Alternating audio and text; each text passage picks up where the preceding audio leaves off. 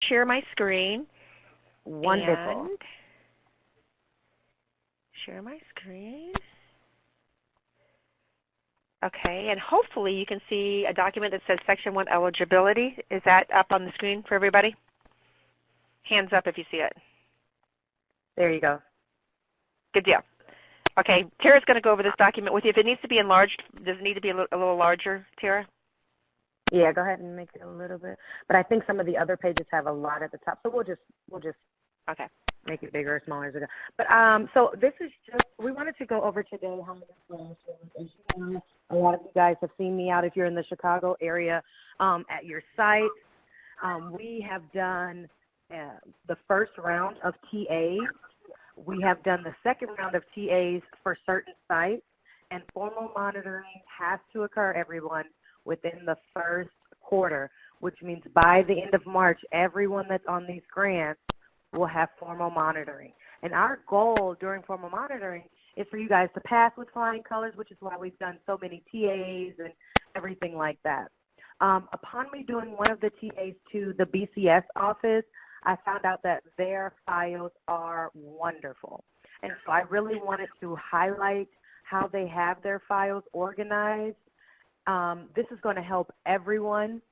So I just wanted to go ahead and kind of review how their files look and let me know if you guys have something similar. But you should have these staple, and I'm just going to call them staple documents in them.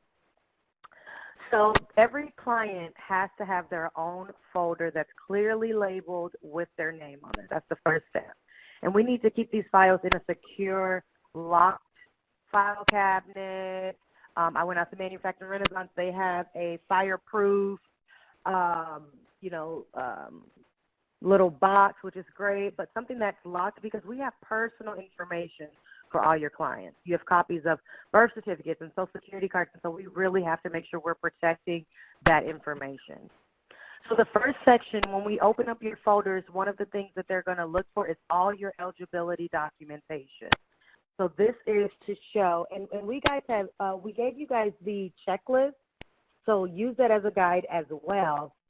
But the eligibility should definitely have social security card. So it should have their driver's license, a copy of it, state ID, social security cards, birth certificates, anything that you're using to certify their documents. Anything else you want to put in there, maybe you want to put a resume or any job information that you've helped them with or anything like that. Those would be good information to put in there, but the main staples, like I said, we're working with staple documents, is the IDs, your social security cards, your birth certificate in that first part of the file. And I've also noticed that if you have these folders, if all your clients, the first document is their birth certificate, then the second document is their social security card, it really helps the monitors and in essence helps you guys because they can go through these files very quickly and they will know, okay, this file is up to date and it's ready to go. The least amount, we're trying to alleviate all questions here for the monitoring staff. We want the information readily available for them, and having your files organized is a key element to that. You can go to the next page. So the first one, like I said, is eligibility, all the eligibility information. The second one is that WIOA application. You are going to print the application off, and it has to be signed by the career planner and dated. That is a big thing. The date must be on there. And it also has to have the child, if you're working with youth, their parent signature on that document as well. And that's going to be your last sheet. Yeah, if you just keep on scrolling down, it's those last sheets. I'm going to show you right here. Right there, it says customer signature and the date and the career advisor signature and the date. Those are big things that monitors look at. So please make sure that is there. But make sure you are copying or printing off that WIOA application. If you do not know how to print that application, please send an email right now to Jim Potts, myself, and Tammy, and put in there, I need to know how to print off WIOA applications because that must be in those files. If you have any questions, go ahead and use the chat box and let me know if I'm going too fast or if you have questions about eligibility or the WIOA application. We're going to move on to assessment data. Anybody that you're working with that has an IEP, all of us that are working with the state test, those results need to be in that in your folder as well. So this is their assessment part of the folder or whatever. But that all has to be there. And the ISS, you can also print out of IWIS as well. Like I said, if you don't need to print that out, let me know. Hey, Tara, just one second. You're kind of Yeah. cutting out a little bit. I'm not sure if it's the lines, but sometimes you're cutting in and out. Oh, can you guys hear me now? Is anybody else having issues with that? I can kind of hear. I heard something kind of clicking in the background. I didn't know what Yeah, I that heard it was. clicking too. But it sounded like your voice was kind of fading in and out, so I just want to let you know that. Okay, let me know. So if you do not know how to print off that ISS form, let us know. We need that in there. Also, for anybody that's using their local workforce to enter their services, when you are sending over the client's names, you also need the date and what type of service they need to enter for you if you're not entering in your own services in IWIS. So make sure that that documentation is there, like I said, any IEPs, but most importantly, the TADE test. Your documents do not have to look like this. This is only what BCS has elected to do as far as having their testing and everything. But that documentation must be in there, but it doesn't have to look like this. Okay. And we're just scrolling on down so you guys can see the different parts of there. And this is available for download on the left-hand bottom corner of your screen. So everyone, please download that so you can have a copy of it right now, and so that you guys can go ahead and look at that as well. And like I said, yes, the biggest things, make sure whenever you have a signature, there must be a date as well.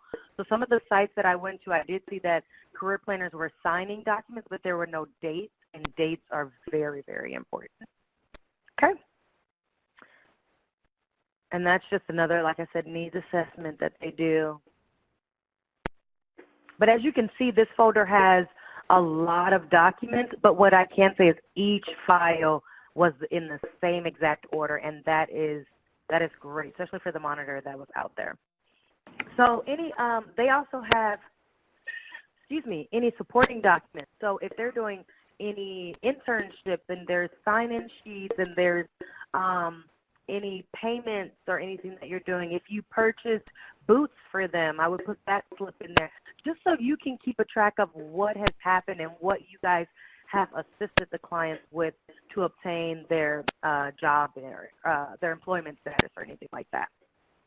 Last but not least is case notes.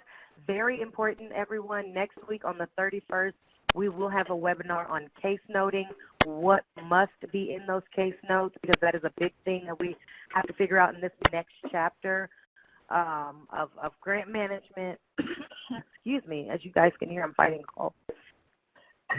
Excuse me. But that'll be next week. So if you want to print out your case notes and have those in there, that's a really good documentation as well.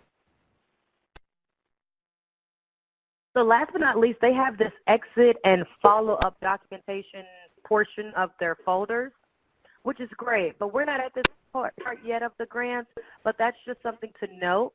Also, other things that you want to put in there, release of information that you have for your clients. If you have, hey, we're going to take pictures or photos or videos, put that information in there so that way you have a copy of it on hand. If you're taking any field trips or anything, and if you're working with high school kids and you have to have permission slips signed and all of that great stuff, put that information in there as well so that you know that it's there for each child.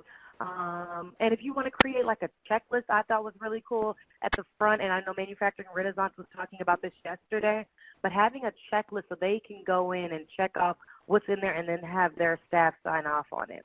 Does anyone have any questions regarding how your files should look for monitoring, what's needed? I see somebody typing in the chat box. Any other questions you have regarding that? Sounds good. Oh, nope, sounds good. All right. So that is my portion of today's call. Like I said, if you have any other questions, quick reminders. I know that the quarterly reports are due on the 30th.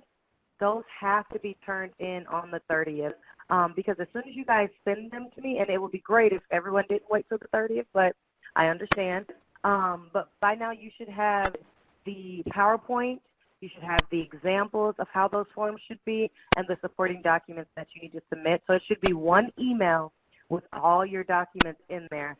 As soon as you guys send those to me, that same day I have to upload everything for your organization, and so that has to be turned in on the 30th. You cannot turn it in late.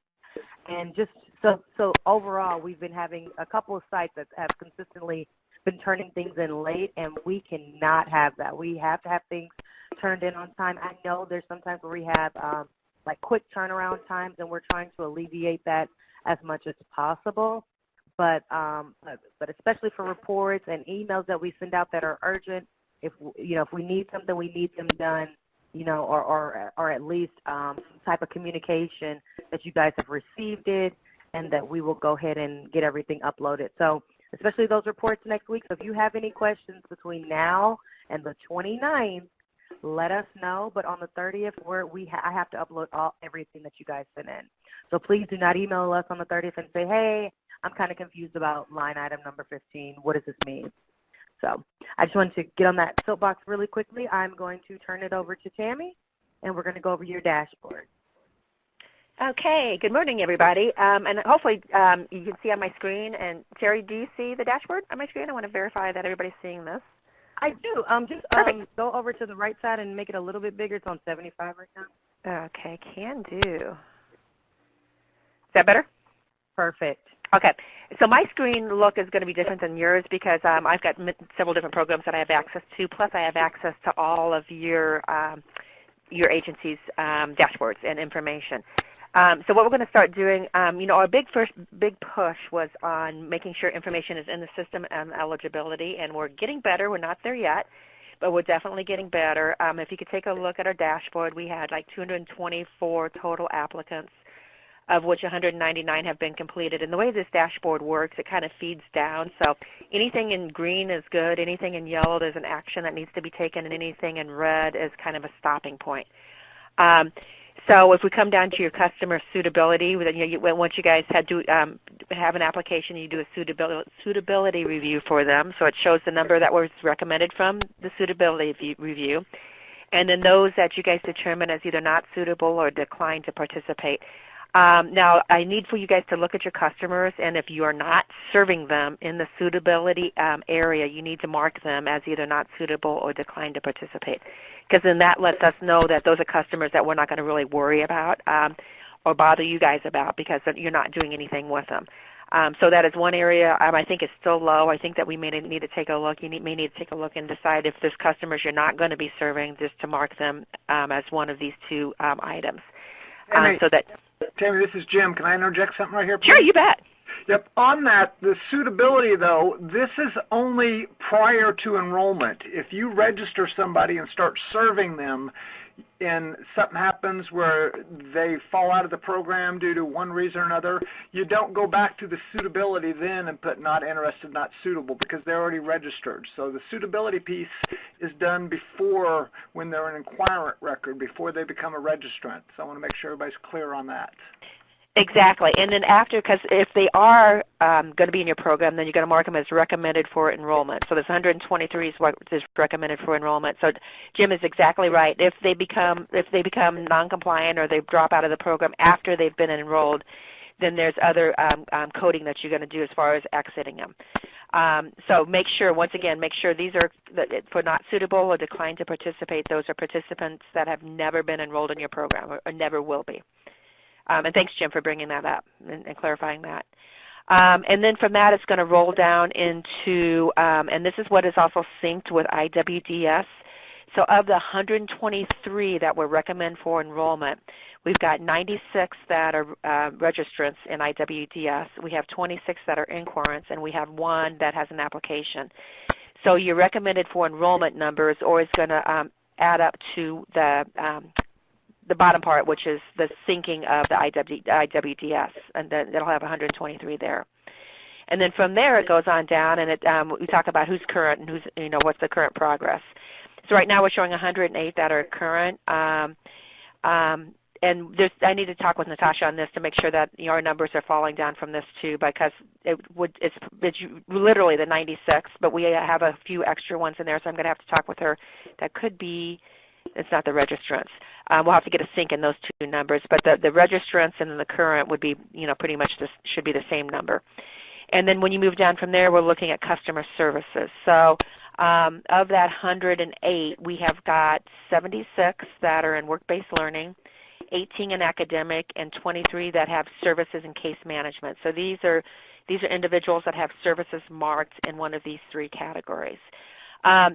Starting next week, we're going to be generating a report for all of you guys. Now that we're hopefully getting people in the system and doing a better job, we're going to start looking at service delivery. And then we're going to start actually pulling up your dashboards on these calls. So I'm going to give you an example of one of them. We're going to go into the youth pathways, and I'm going to pull up Matricon. I'm going to pick on you, but it's not a bad picking on. I'm going to filter this out so I can get your numbers. So Matricon right now had 4 applicants. Of those, 3 were recommended for enrollment, and 1 is under review. Of those, 3 of them are currently registrants, so they were recommended for enrollment, and the information was submitted to the LWIA, and they were put in IWDS so they sync, so that their numbers are consistent in this. They have 3 that are currently in progress, and then they also have 3 of those individuals that have academic learning skills and also work-based learning. So this is a good flow. It's the numbers make sense. They're adding up, and everything makes sense on this. And then as we go down further, we're going to start getting into credentials. We're not there yet, but we'll get into credentials and completion status with these. Okay. And we do have in the red down there customers who did not complete or withdrew. So if you had somebody that was enrolled and you provided some services to them, but then they did not complete or withdrew, then that would be where they would show up on this dashboard. And so that's an example of a good dashboard of what they should look like. Prairie State, I'm going to pick on you, unfortunately, here. This is your dashboard. Currently, it is all 0. So we have nothing in here for you guys at this point as far as anything entered in the system. So this is something that we need to definitely work on. There's no exposure here at all for you on customers. And if we have no exposure, if we don't know what's going on, we don't know, if they're eligible. We don't know if any services are being provided. And it could result in disallowed costs, especially if you end up, getting customers that may not be eligible for the program. So we need to make sure that, you're entering the data correctly in these systems. I'm not going to go into any others. I just want to kind of go into this. We will be, like I said, have a report for everybody so we know where you are with your registrants, your inquirents, your applicants, and then on the service delivery side, every time we have these group calls. And then we will be showing dashboards too, and we'll probably just be working with the dashboards of those where we need corrections. So I just want to kind of bring you up to speed. We just want to have some transparency on this, Grant, and so we can see where we're at and what needs to be done. Does anybody have any questions on this? Yeah. Yes, I was going to say, Tim, I was going to interject really quickly. I know a lot of sites are trying to have one person enter in Illinois WorkNet and IWID. And I would just say personally, I think that organizations should not do that because a lot of times you'll have someone that believes that they put something in Illinois WorkNet and it's not in IWID.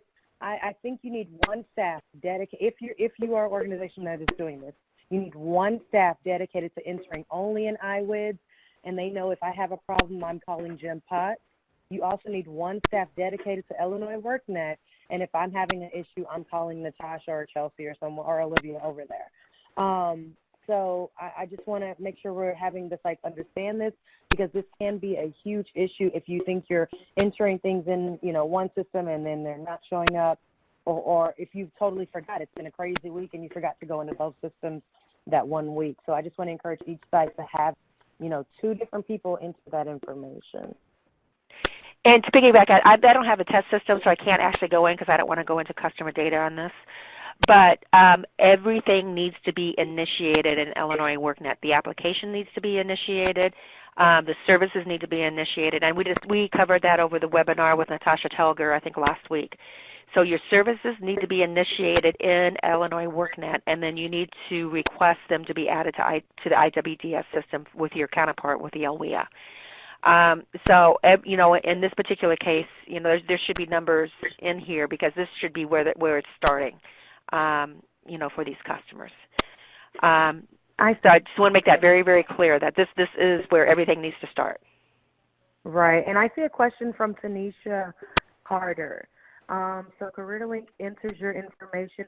Okay, so it is, Tanisha, it's your responsibility to follow up with CareerLink as well and say, hey, I sent over 8 clients. Can you send me a screenshot or something back that ensures that that my clients are entered into the system?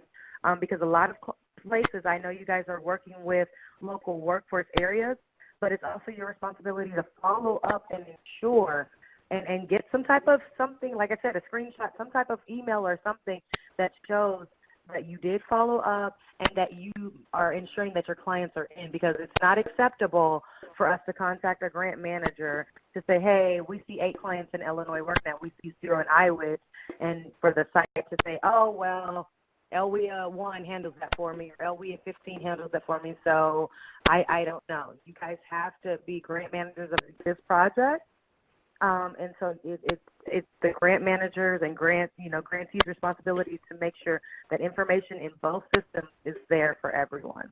Your second part of the question says quarterly reports need what in it and whom to send it to. Okay, so there was an email that, so you're at Peoria Public Schools, so you need to check with your grant manager, Michael, and also I believe it's Tom or Carla over there. They would be receiving the emails from me, but all the reports come to me. And there's a PowerPoint that went in those emails and also the sheets. So, Tanisha, I think you need to follow up with the grant manager. Like I said, it's either Tom or Michael over there, I believe. If you have any more questions, go ahead and put them in the chat box so that way we can make sure we're addressing them. Sorry, and the grantee is responsible, for those quarterly reports. So if you're an LWIA on the phone, the grantee is the one that has to do those. It's the periodical or periodic performance report and periodic financial report are the ones that are due, and those would be the responsibilities of the grantee of these programs. So, and here's another example of OAI of the good flow. So, you can see that they had 13. They have 7 recommended. 7 of them were registrants.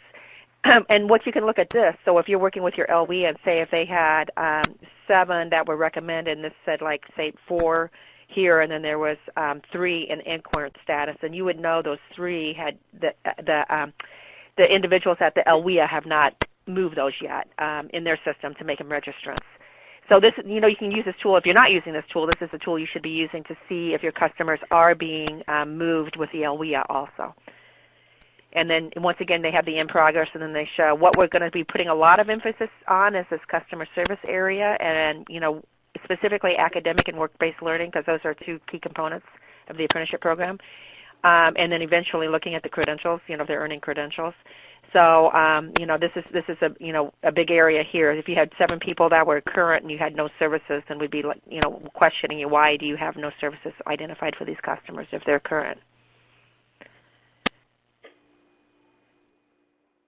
So is there any questions on the dashboard itself? If not, I'm going to quit sharing my screen.